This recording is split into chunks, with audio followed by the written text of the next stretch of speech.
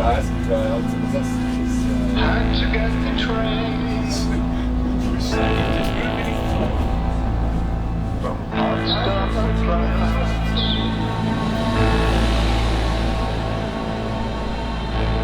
I was rushing up the stairs and I could hear the phone ring. I answered, and it was David.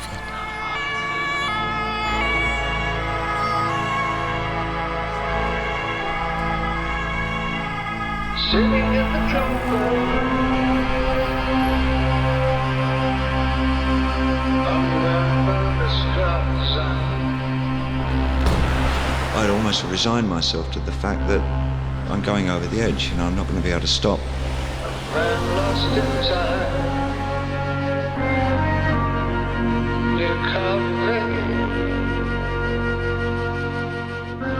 He said, I'm in a bad way. Just walking the dead. I need you to come. Walking the dead. I said, but David, I'm performing with the Royal Shakespeare Company in Ivanov. And he said, will you come to Berlin tomorrow?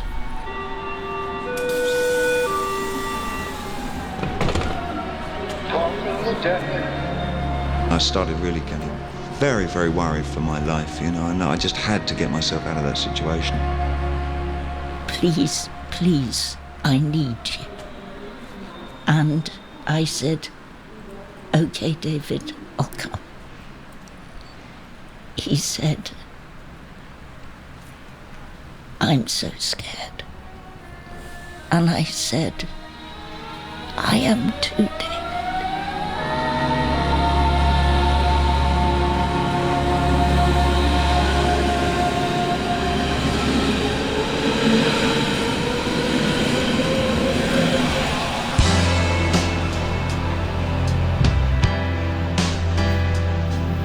In 2013, 37 years after Bowie made that call, he released a new single. It was called Where Are We Now? It was a song that came out of the blue. Had to get the train from Potsdam to France. For the last 10 years, Bowie had largely disappeared from the public eye. He had not been interviewed or toured or released any new music since he had suffered a heart attack on stage in 2003. Most people thought that he had retired completely, including me. Sitting in the jungle.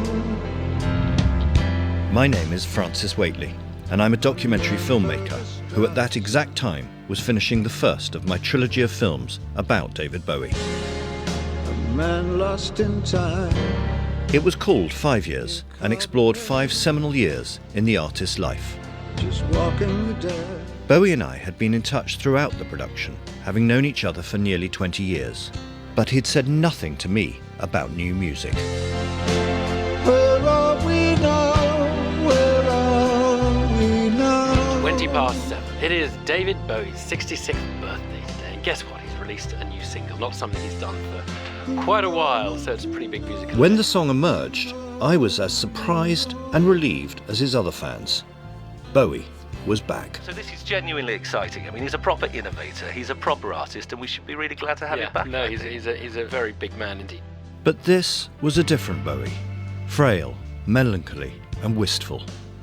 And instead of looking forward, here he was looking back to the time he spent in Germany at the height of the Cold War. 20,000 people.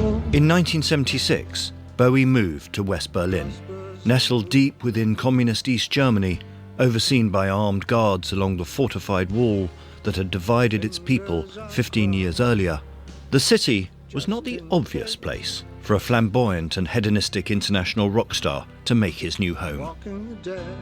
And yet for me, his time in Berlin was the most important and artistically ambitious period of Bowie's entire life.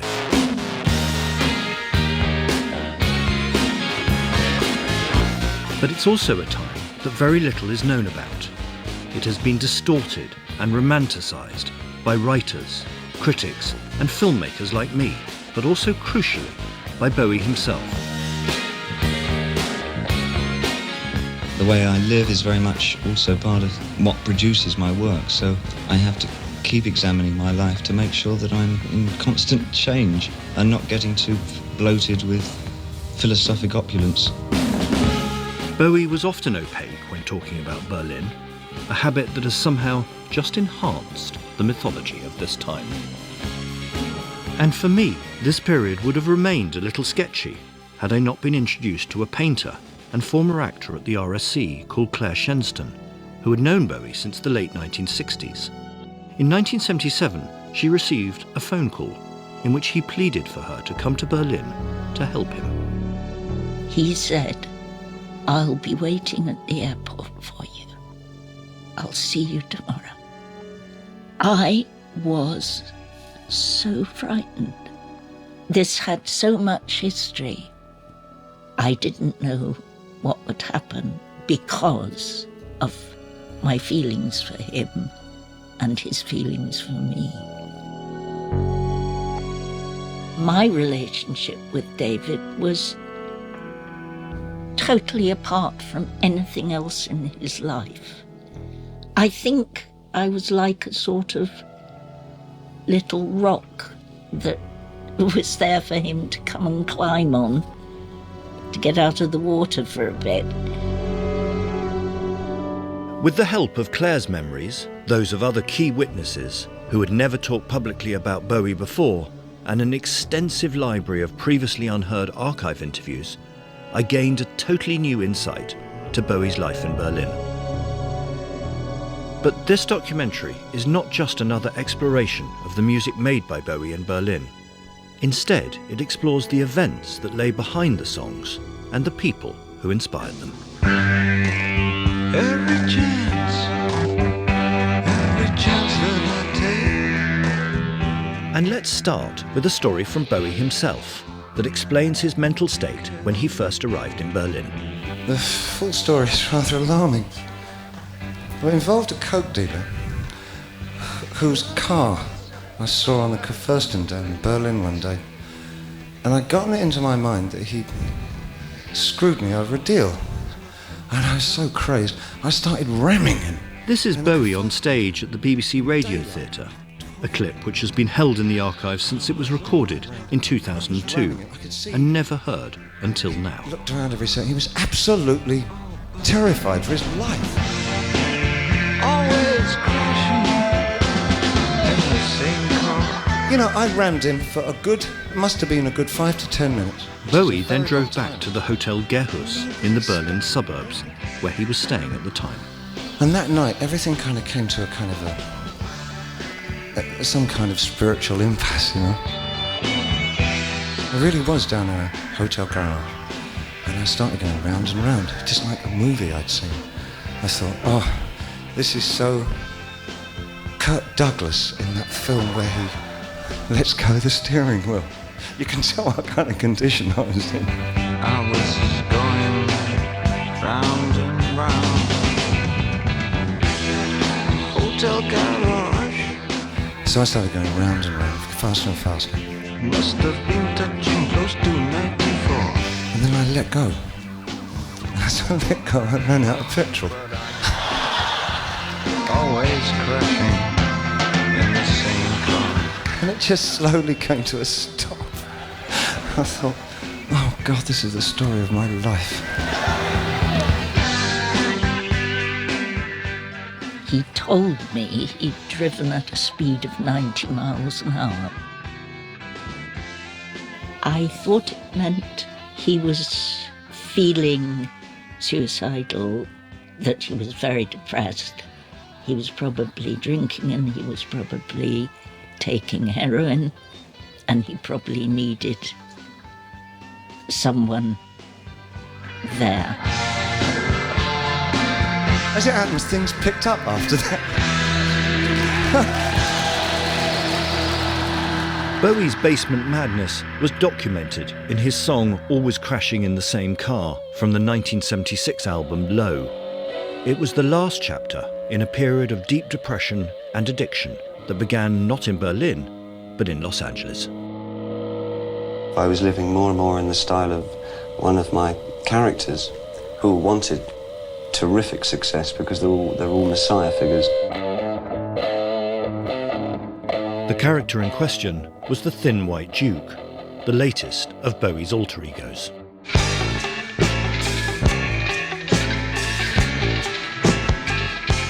I think he probably was a manifestation of an unfortunate confluence of fast dawning interest in the Kabbalah and magic and drug taking.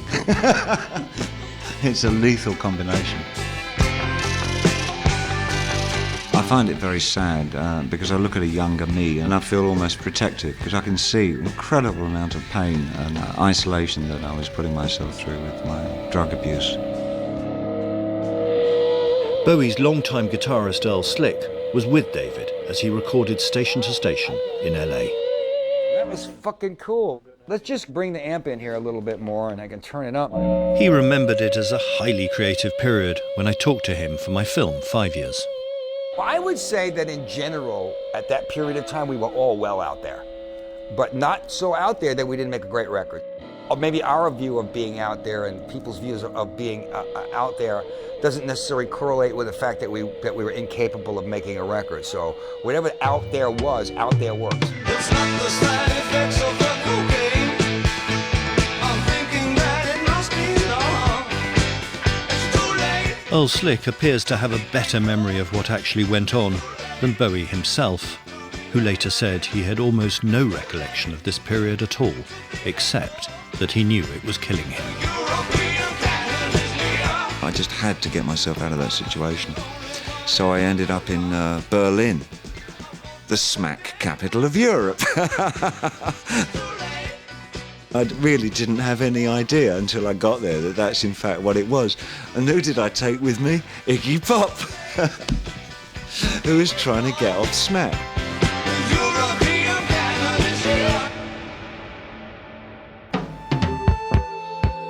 We'd both been living in L.A., and in L.A. at that time, and pretty much now, the value system is real clear. Iggy Pop on Radio 1 in 1990. How famous are you? How rich are you?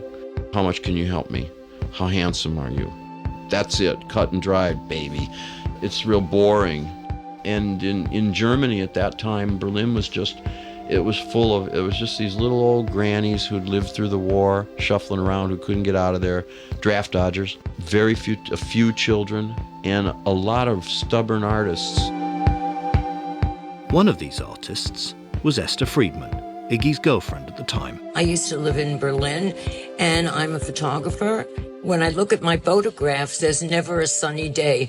It's very, very gray, in an awesome kind of interesting way. You could see a lot of old, bullets had gone in, right? You could still see it on the wall, especially the Reichstag. It wasn't the kind of town you'd arrive in and everything was like sunny and lovely. No, definitely not. Oh yeah, terrible. Gray, rotten weather, terrible. But you were free. That was Romy Haag, one of Bowie's closest friends in Berlin. It was the most tolerant city in the world. Berlin was so open and so free. And that is because the wall was there. The wall who surrounded you give you a free spirit to say, no, I do what I want. You know, that was the spirit of the city. It was friendly. There was a friendly, small town atmosphere. There was never a traffic jam. It was a city designed for millions of people, and it was almost empty. And also, there was no real authority. The police didn't act like police. They didn't care what you did. They used to pick me, like I'd get drunk in the street and fall down, they'd pick me up and take me home. When Iggy did get home, it was to 155 Hauptstrasse in the quiet working-class district of Schöneberg. He lived there with David Bowie, in surely one of history's greatest ever flat shares. Bowie remembered it fondly. Nobody actually wanted to live in Berlin. Everybody was trying to get out as we went in. There were apartments going in Berlin at really low rate. You know, it was a very good economical way to live. I really had no money virtually. I mean, I was pretty broke, and it seemed economically a great idea. And I had a really huge place, fabulous turn-of-the-century apartment with incredibly high ceilings, long corridors, big rooms, and it was nothing, you know, each week, because it wasn't a particularly great part of town, you know. Well, Berlin was never a particularly great part of town. There weren't people, you know, all over Europe saying, God, I wish we could go and live in Berlin. Even before he was there, he told me, oh, I would like to live in Berlin. It seems so great and so wild. And I said, well, why don't you come over and try out? Sarah-Rena Hine was a journalist and an intimate friend of Bowie's. She had been introduced to him by the musician Mark Bolan and knew David in the 60s before he had become famous. I mean, the first time I came in, there was just his bed in there. There was a TV in, and there was a mattress in from Iggy, and that was all. With the time, him living there more often, it changed. Then he had a wardrobe room and everything. And then later on, he had a room for his son and for his childminder. And when he had his son over to Berlin, he was so different. I have a photo where he sits in his entrance and he plays with his son on the floor. I looked at him and thought, like, what happened to that guy? He really loved his son a lot. But when Bowie's son was not around, life was more erratic. Him and Iggy normally hopped around in short shorts. I knew a lot of musicians, so I knew how they behave. So I could deal with it. But once I took a friend with me, and when she saw the two guys, she was going like, can you put some clothes on, Iggy? What I didn't like was his... He was drinking. Bowie at the time said, and I quote, Berlin is a city made up of bars for sad, disillusioned people to get drunk in. One never knows how long it is going to remain there. One fancies it is going very fast. Night clothing, we're night clothing, we're what's happening. Before Bowie had actually moved to Berlin, he spent the summer of 1976 outside Paris producing Iggy Pop's album The Idiot and recording his own album, Low.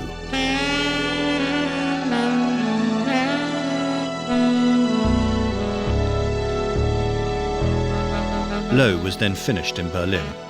Along with Heroes and Lodger, it subsequently became part of the so-called Berlin trilogy of albums. I was tiring of the method that I was writing. I wanted to develop a new language, and so I knew that my next move was to have to do that.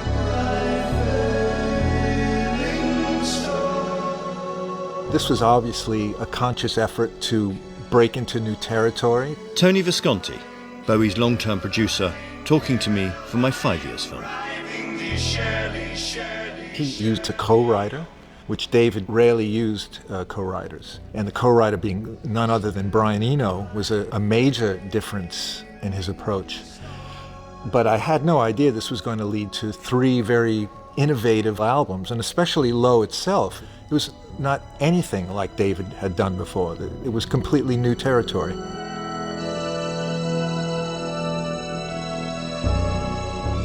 It just needed a positive decision to only do what I want to do and not do things for the sake of what David Bowie or whoever I was playing last time, Thin White Duke or something, was expected to do.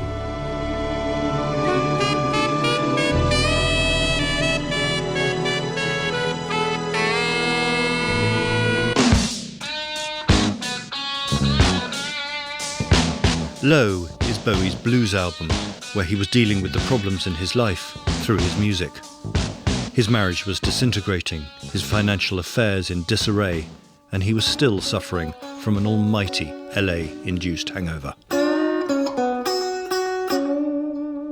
That song, in fact, Breaking Glass, that might have been a direct result of him having all these conflicts at the time. I mean, it was evident that he was having problems and he wanted to... Carlos Alomar, Bowie's long-term guitarist, who worked on Low. And so Breaking Glass had that kind of feeling, and so we started it, and he really wanted, no, just like angry, very, very punky and very... So I came up with this part.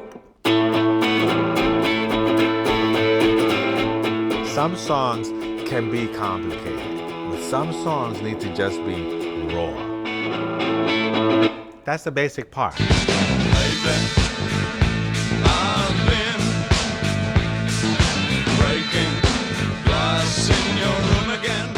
And when he's feeling raw, like that nerve is just raw, then you'll get a song like Breaking Glass.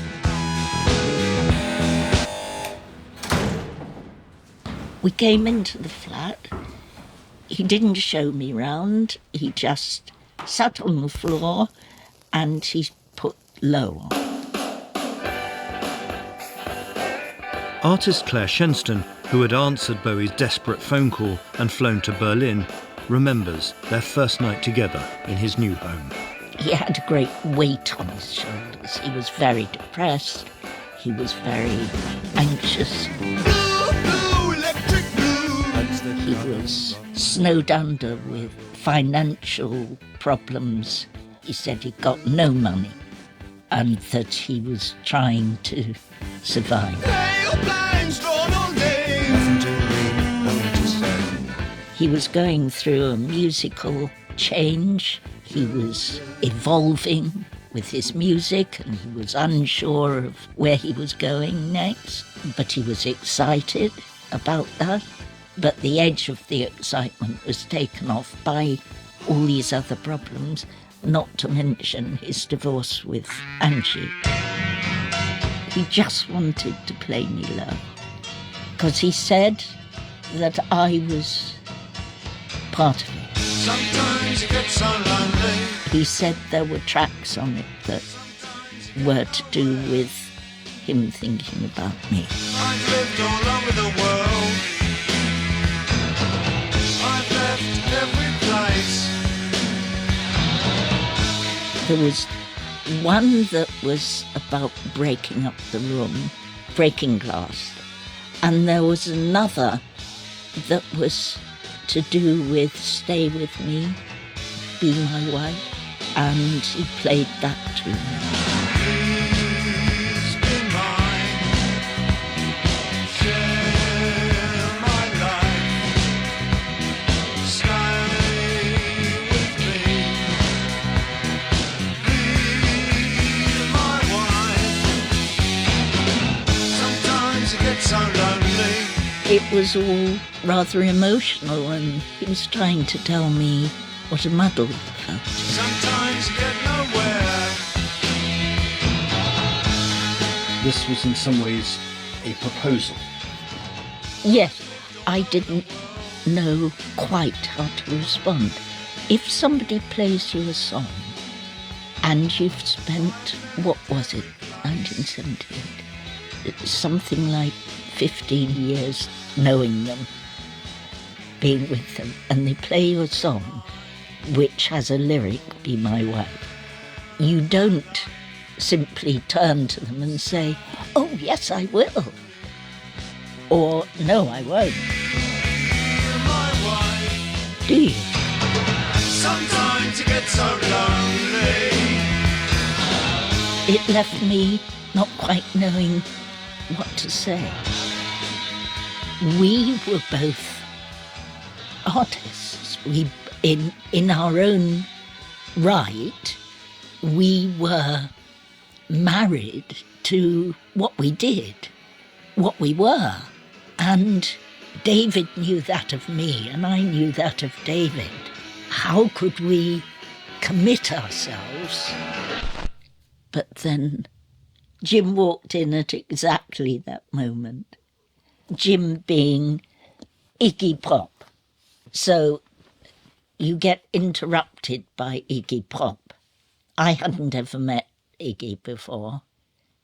He was very sweet. And as soon as he came in, David was, oh, hi, Jim, you know. You would think that David would say, Jim, Clare and I are having a very private conversation. Do you think you could leave us for a little bit and we'll see you later? But it's not like that. It's, boom, it's all changed. Bowie may have lacked privacy at home, but out and about in Berlin, he was able to exist relatively anonymously, something he hadn't been able to do for many years. He was in Berlin to find himself and to be free and to just be himself and an ordinary person. He was incognito. People didn't recognise him because he'd grown a little moustache and a check shirt. He said he loved being in Berlin. It was what he wanted it to be for him, which was that. People didn't harass him. People were respectful of why he was there and didn't try and intrude on him. And he was grateful for that. With a kind of anonymity, Bowie was able to explore Berlin and its past. It was the first freedom I'd had from all the so-called trappings of celebrity. He wanted to know everything about Berlin, the story of Berlin. Sarah-Rena. I found that really interesting, that somebody that young really has questions about everything. In the depths of the Cold War, Bowie and Berlin stood paralysed and traumatised. Bowie by years of fame and drug abuse, Berlin by the devastation of 2 world wars and the ongoing division of the wall. Both were searching for new meaning and a new identity. What a writer needs is a set of circumstances and tensions and a grittiness in the atmosphere, for me, is really important as a writer. And Berlin provided that, London provides that, I think New York provides that. All the great cities do have that because they've all got underbellies. And it's the underbelly, really, that you kind of take the quieter, more silent, darker, secretive thoughts from. And Berlin's Weimar Republic underbelly was of particular fascination to Bowie. He had read Christopher Isherwood's novel Goodbye to Berlin as a teenager in Bromley. With its promise of sexual freedom, febrile nightlife and decadence, Isherwood depicted an exciting vision of the city that Bowie would make his home. In 1972, Isherwood's novel was made into the film Cabaret.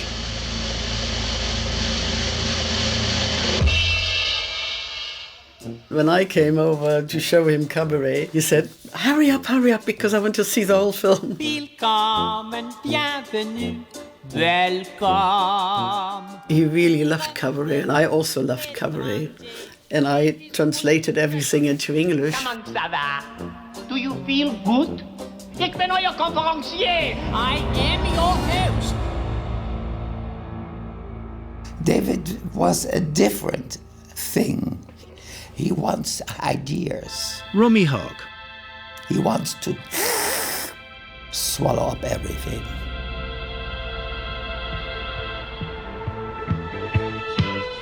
I was making music. I had disco hits. Super Paradise was in whole Europe. So I'm a musician, dancer, singer. I'm a transsexual.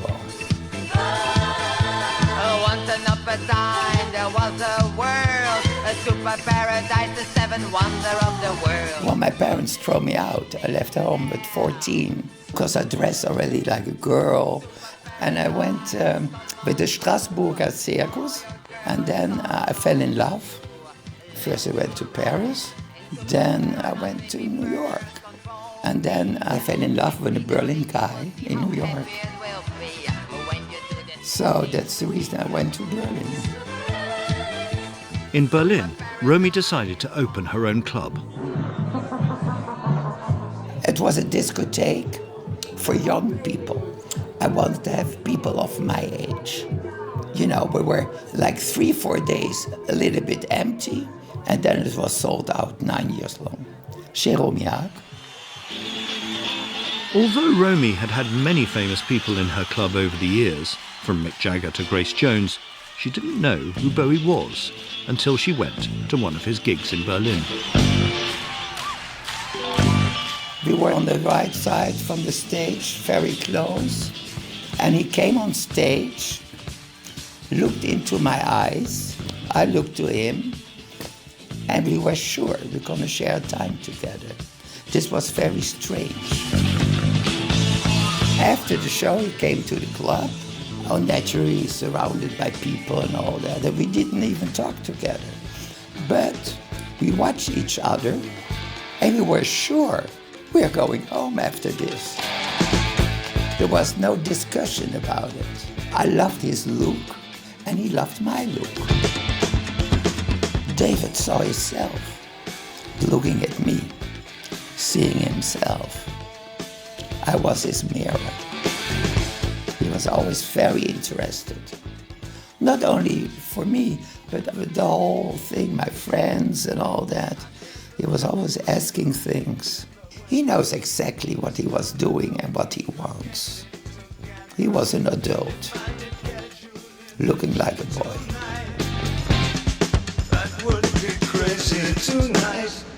My wardrobe really was just jeans and check shirts, and that's how I walked about. And, you know, I had a bicycle, and that was it. Yeah, and he loves to play innocent. Bowie became a regular at Romy's club. So he was always in my makeup room, looking my clothes, demanding things. He was in the mood to do something fresh, something new, something different. That's the reason he wanted to meet people. He wanted to be in Berlin. He wanted fresh air. And then he cut his hair short and all that. You wouldn't even recognize him. I really went naked in Berlin. I really did try and strip down my life to what I believed to be absolute basic essentials, so I could build up again everything that I thought that I'd lost, you know. And my own problems, drug-wise and everything, at least I tried to work on it over there, you know. And how did he do that? Well, the former Thin White Duke would ride around Berlin on a bicycle.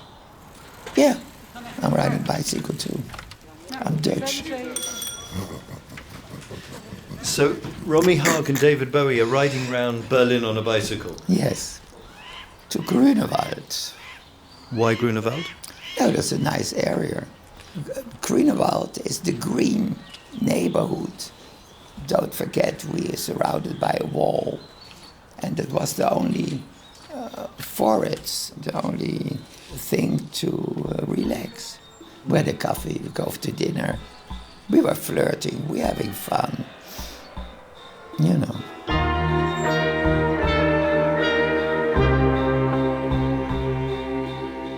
And he was very into to go to all the museums, to see the paintings and all that. And it bored me, I didn't go with him. I think secretly he wanted to paint. German Expressionism. I mean, the greatest museum of the Brucker School of German Expressionism was in Berlin. That whole period, I thought once I had the chance, I'd go and have a good look at those as well. So I did. We went a lot of times to the little museum, and that's when I went with him to the Brucker to show them to him. And he loved the paintings. And then soon afterwards, he started that sort of paintings, but they look completely different. But I liked his paintings. That's the first thing I did when I got back to Europe, was to sort of stop thinking about music and performing for a bit and think about something that I haven't done for a long time, which was paint. And that helped me get back into music again. And also from a different perspective about music and why I wanted to write it. And it sort of it was a form of expressionistic realism. There is such a thing. He has a wider perspective than most rock guys, like, you know, basic rock guys. They want to do the same thing over and over and over. But he had a wider perspective. He was aware. He was aware of dance, theater, light opera, all different musical formats.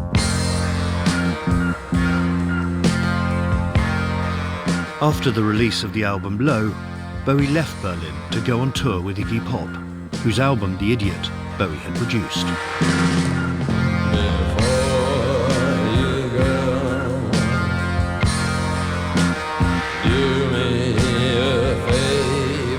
On stage, he took a back seat role, playing piano and smoking cigarettes. He had asked Clare to come along, but she politely declined.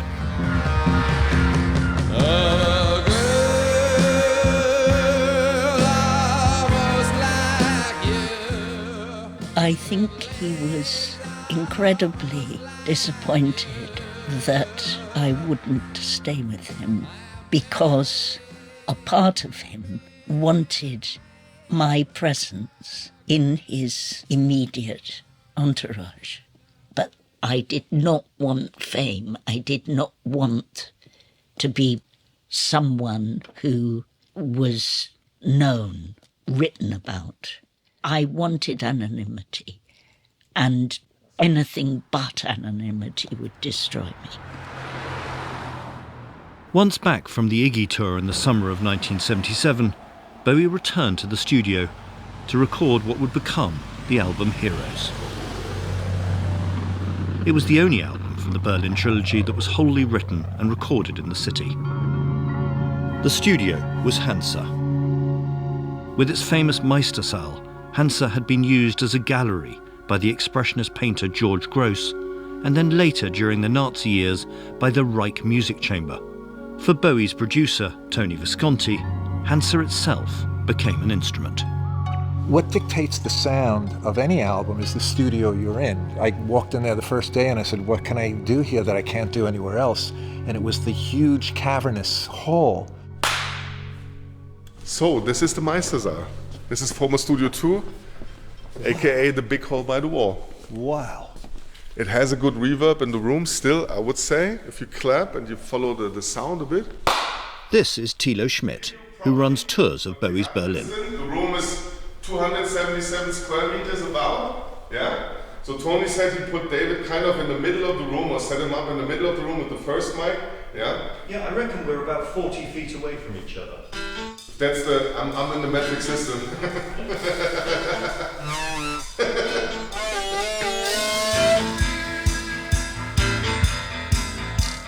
There was a riser for a choir, and there was the lower part was for the orchestra, so you could have 120 people in that room. We got a great sound. As with the album Low, Bowie had found inspiration for the sound of Heroes from the new electronic bands working in Germany. Especially the sounds of Düsseldorf, Kraftwerk and Neu. Those were the musicians who clearly broke with the past, broke with the Anglo-American music tradition. Michael Rother, a founder member of the hugely influential German band Neu and an early member of Kraftwerk. We were leaving away all unnecessary bombastic elements of pop music and being maybe also quite brutal in that way.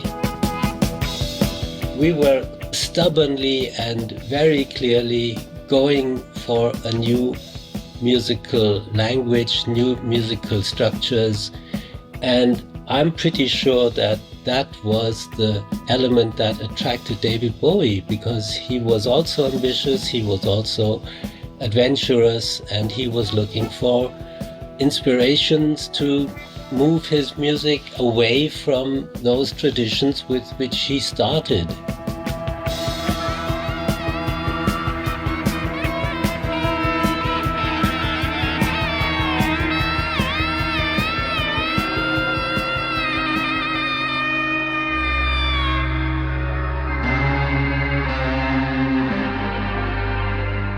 This kind of hybrid thing that appealed to me so much. The idea of mixtures has always been something that I found absolutely fascinating, using the wrong pieces of information and putting them together and finding a third piece of information.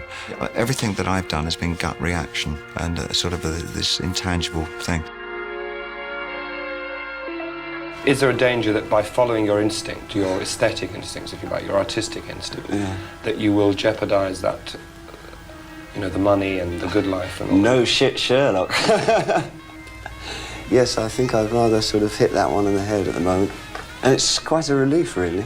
So I feel a lot more free in what I do. Neukölln from Heroes, one of several instrumental tracks on the album. It's named after a Turkish immigrant area near to where Bowie lived, and evokes the Cold War gloom and tension of the time. I like the idea of the wall as well, because at that time I felt it was always necessary to be in a place where there was tension, and you couldn't find a place with more tension than living in West Berlin. It was just a tremendous place to be. I can see why throughout this century it's been the one place that writers have continually returned to, because both the negative and positive aspects of whatever's going to happen in Europe kind of always emanate at some point, right from the 20s, from Berlin.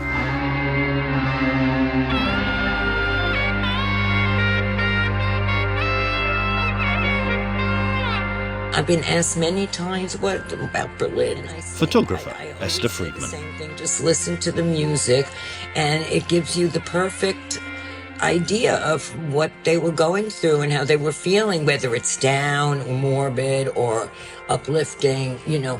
I think it was just kind of a bit of a magical moment that there has no, you can't really explain it.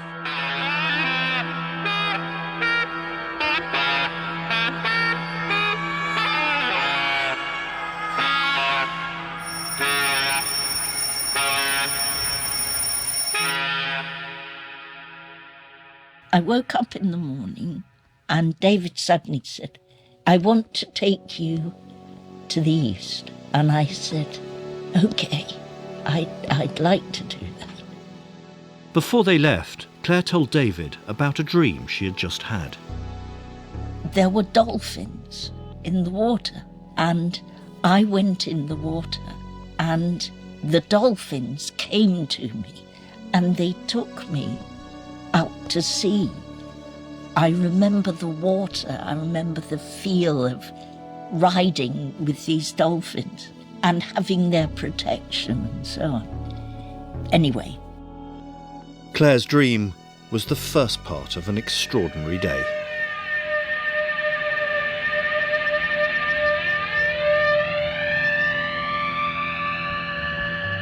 Bowie and Clare left the house and headed to a museum by the border crossing, Checkpoint Charlie.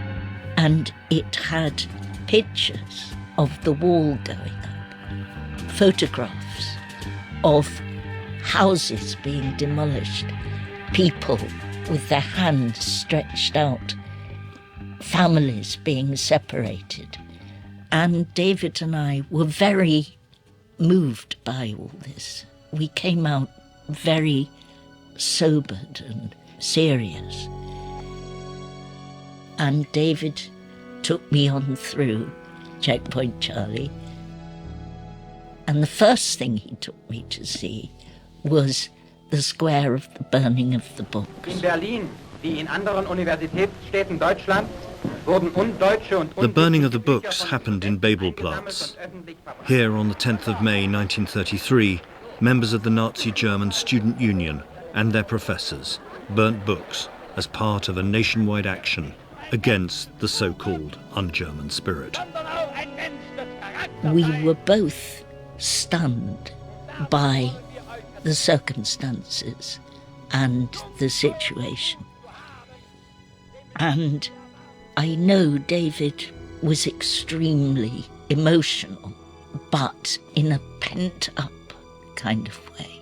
He didn't express very much about his feelings because he was feeling them. But the burning of the books was very important and obviously totally symbolic. We spent a couple of hours at the tomb of the unknown soldier, and the guards were goose-stepping. It's the closest I've ever experienced to human beings behaving like some kind of tank. We held hands very tightly and just took it all in. It was so extreme as an experience. As the light was beginning to go, we went back through Checkpoint Charlie. And we walked along the other side of the wall. There were spotlights and you could see the sentries and you could see the guns silhouetted. And we were holding hands and he took my other hand and he kissed me. And it was so beautiful. I go by that moment in time. And that was very important, that moment.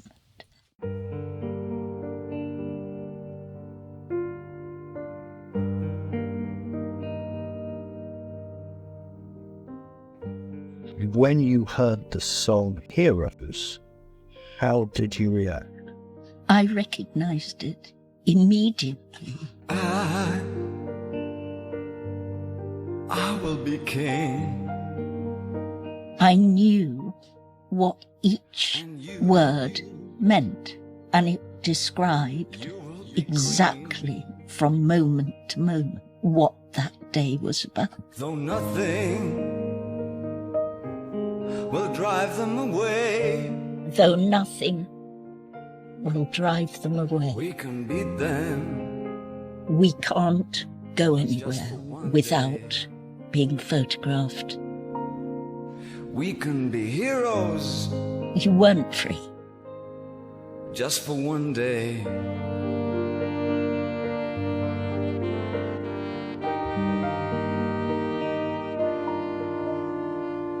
And you can be mean.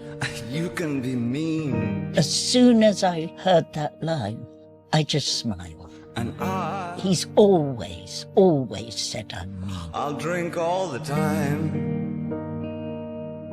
Because I would say, David, for God's sake, never stop drinking and smoking. That is a fact. Because we're lovers, and that is a fact. Yes, we're lovers. And that is that. Yes, we're lovers, and that is that. That's true.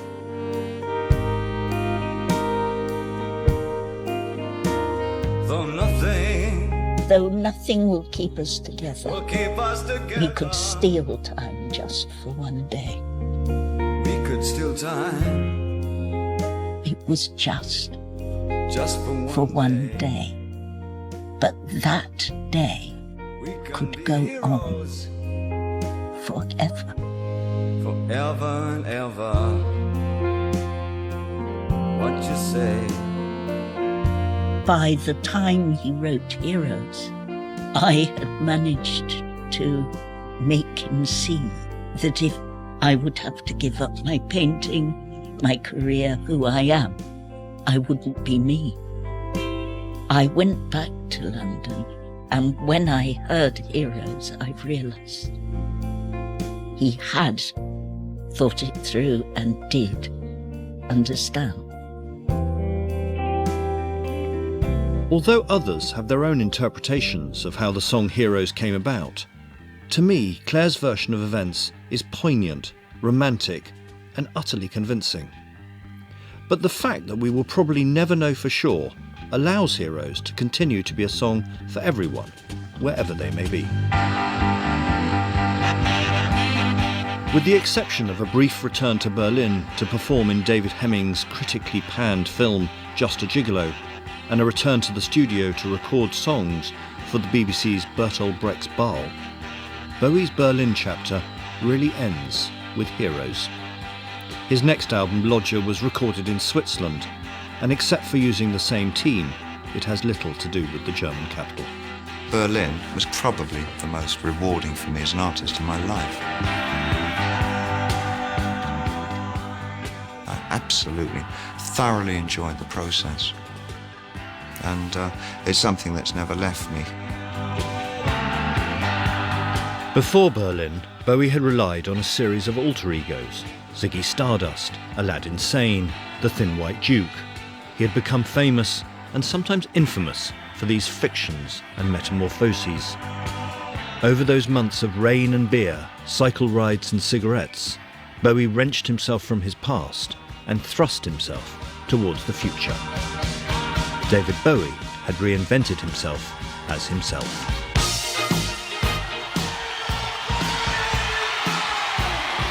After Berlin, he never again performed as an alter ego, but he did hit new heights of international pop stardom.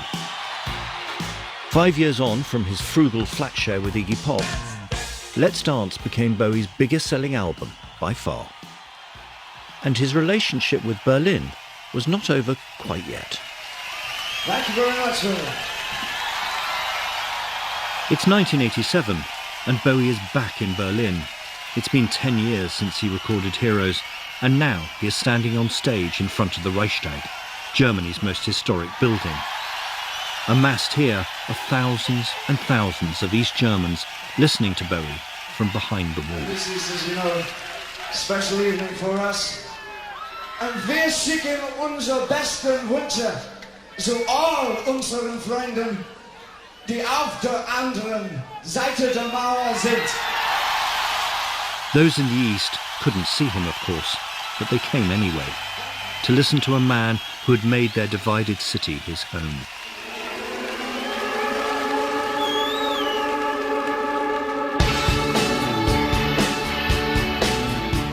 As an emotional Bowie played his greatest hits, the crowd in the East moved towards the Brandenburg Gate, where they were stopped by the police.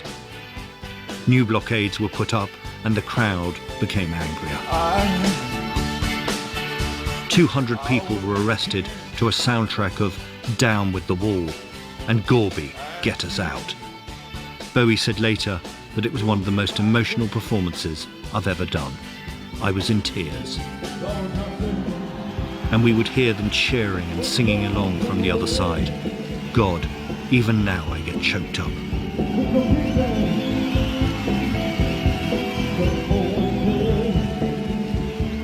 It was breaking my heart. I've never done anything like that in my life, and I guess I never will again.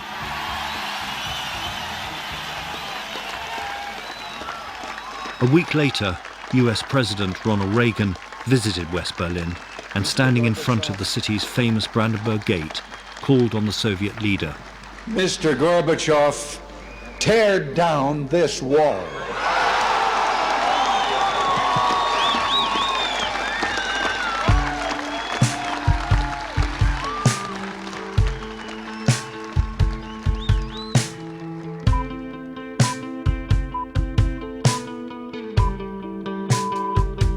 It's 8 o'clock on Monday, the 11th of January. The headlines this morning.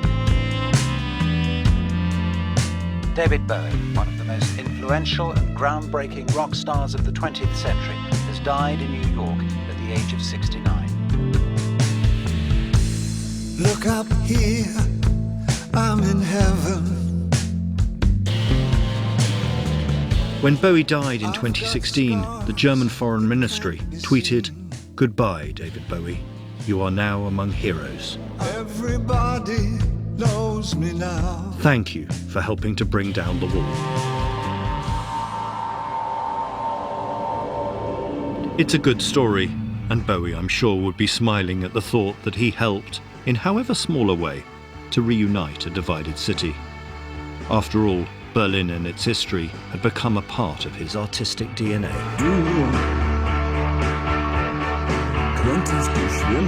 It really was a miracle for me. But the thing that was most exciting about it all is that I found that without drugs I was still writing very well, and that was probably the most rejuvenating aspects of it all, is that you don't need to get stoned out of your gourd to write well. If you were a good writer to begin with, you're still going to be able to write. So that was wonderful. Realising that it was possible to survive all that and not become a casualty, I think, was just such an eye-opener to me, and it was literally like being reborn. I think that was, it was an incredibly important period for me.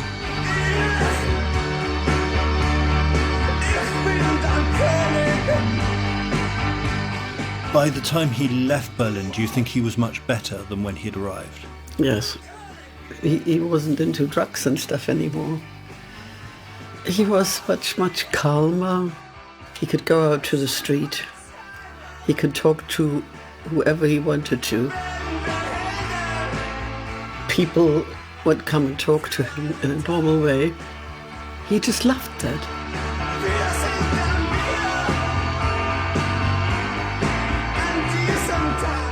Yeah, he really changed and became really healthy, more healthy. Why did he leave then?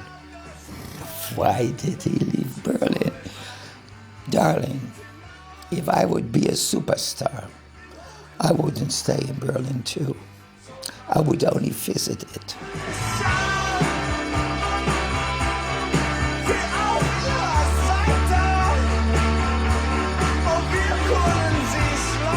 I don't regret anything. Everything is to learn by. Everything is an experience. He learned from me. I learned from him. What an amazing person to have learned things from.